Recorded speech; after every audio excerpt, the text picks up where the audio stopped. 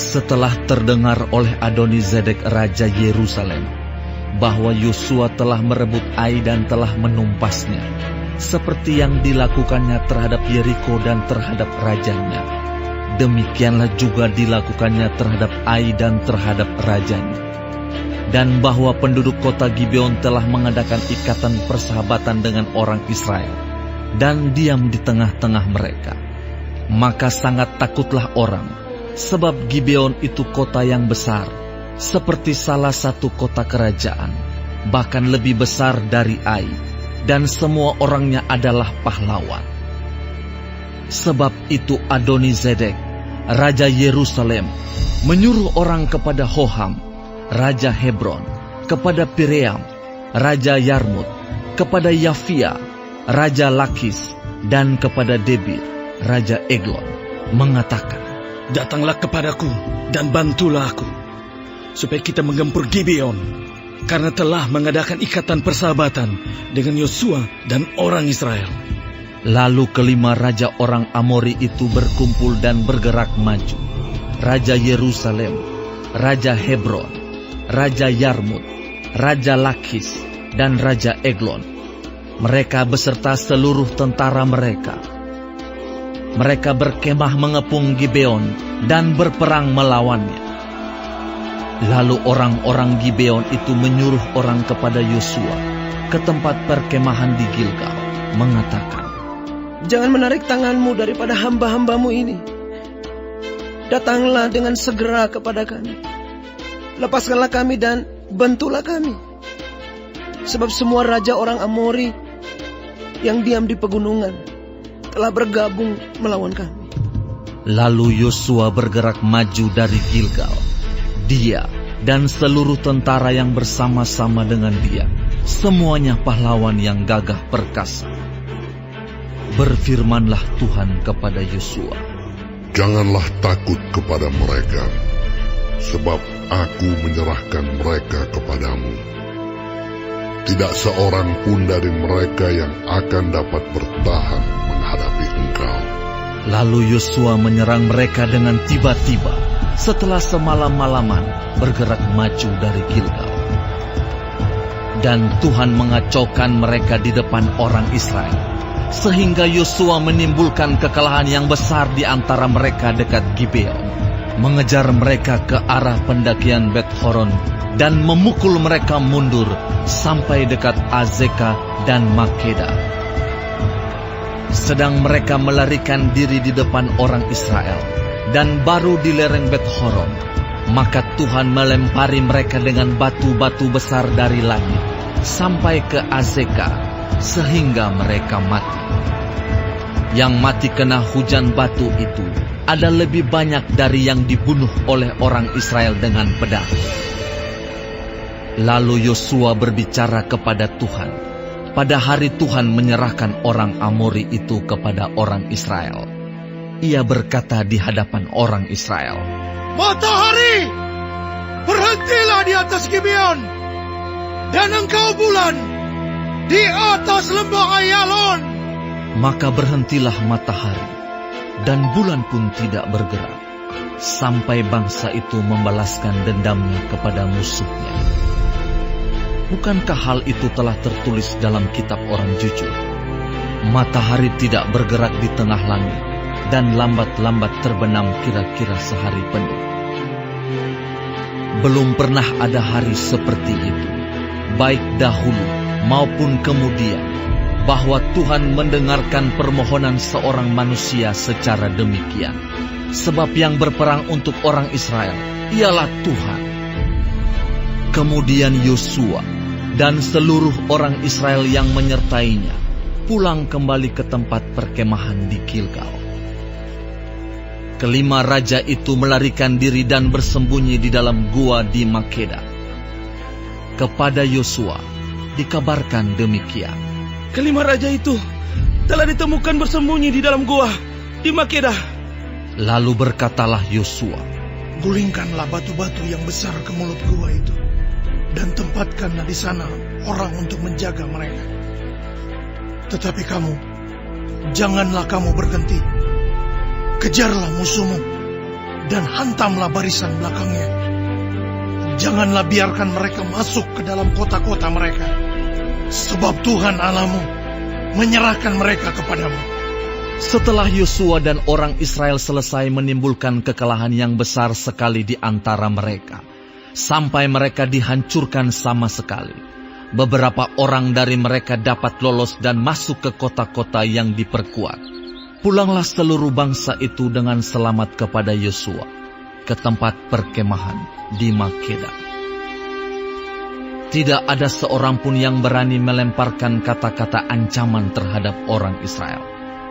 Kemudian berkatalah Yosua, "Bukalah mulut gua dan keluarkanlah kelima raja itu dari dalam dan bawa kepadaku." Dilakukan oranglah demikian. Kelima raja itu dikeluarkan dari gua itu dan dibawa kepadanya. Raja Yerusalem, Raja Hebron, Raja Yarmut, Raja Lakis, dan Raja Eglon. Setelah raja-raja itu dikeluarkan dan dibawa kepada Yosua, maka Yosua pun memanggil semua orang Israel berkumpul dan berkata kepada para panglima tentara yang ikut berperang bersama-sama dengan dia, "Marilah dekat, taruhlah kakimu ke atas tengkuk raja-raja ini." Maka datanglah mereka dekat dan menaruh kakinya ke atas tengkuk raja-raja itu. Lalu berkatalah Yosua kepada mereka, "Janganlah takut dan janganlah tawar hati. Kuatkan dan teguhkanlah hatimu.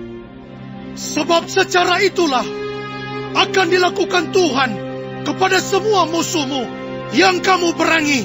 Sesudah itu, Yosua membunuh raja-raja itu dan menggantung mereka pada 5 tiang, dan mereka tinggal tergantung pada tiang-tiang itu sampai matahari terbenam. Tetapi menjelang matahari terbenam, atas perintah Yosua, mayat mereka diturunkan dari tiang-tiang itu dan dilemparkan ke dalam gua, tempat mereka bersembunyi. Lalu mulut gua itu ditutupi orang dengan batu-batu besar yang masih ada sampai sekarang. Pada hari itu, Yosua merebut Makeda, dan kota itu dipukulnya dengan mata pedang, juga rajanya. Kota itu dan semua makhluk yang ada di dalamnya ditumpasnya. Tidak ada seorang pun yang dibiarkannya lolos. Dan Raja Makeda diperlakukannya seperti telah diperlakukannya Raja Yeriko. Kemudian Yosua dengan seluruh Israel berjalan terus dari Makeda ke Libna, lalu memerangi Libna. Dan Tuhan menyerahkan kota itu juga kepada orang Israel beserta rajanya. Yosua memukul kota itu dan semua makhluk yang ada di dalamnya dengan mata pedang. Tidak ada seorang pun di dalamnya yang dibiarkannya lolos, dan rajanya itu diperlakukannya seperti telah diperlakukannya Raja Yeriko. Kemudian Yosua dengan seluruh Israel berjalan terus dari Libna ke Lakis, lalu berkemah mengepung kota itu dan berperang melawannya. Dan Tuhan menyerahkan Lakis kepada orang Israel. Yosua merebut kota itu pada hari yang kedua. Kota itu dan semua makhluk yang ada di dalamnya dipukulnya dengan mata pedang, tepat seperti yang dilakukannya terhadap Libna. Lalu Horam, Raja Gezer, maju untuk membantu Lakis, tetapi Yosua menewaskan dia dan rakyatnya, sehingga tidak ada seorang pun padanya yang dibiarkannya lolos.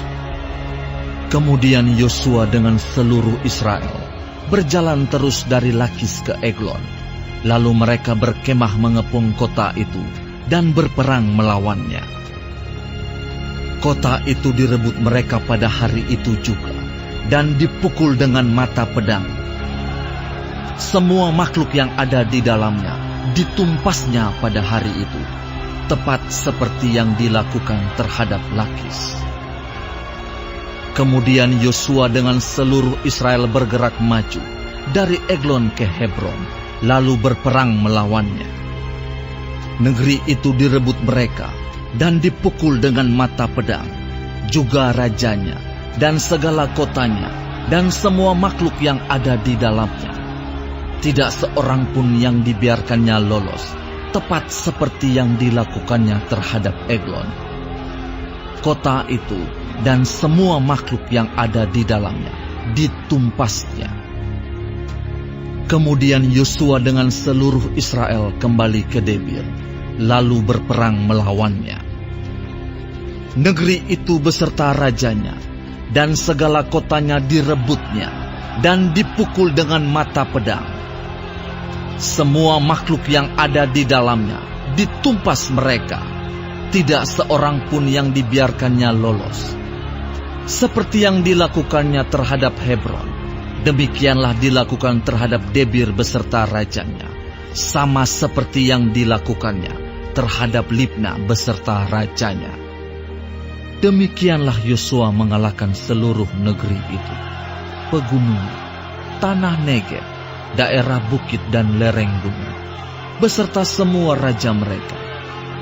Tidak seorang pun yang dibiarkannya lolos, tetapi ditumpasnya semua yang bernafas, seperti yang diperintahkan Tuhan, Allah Israel.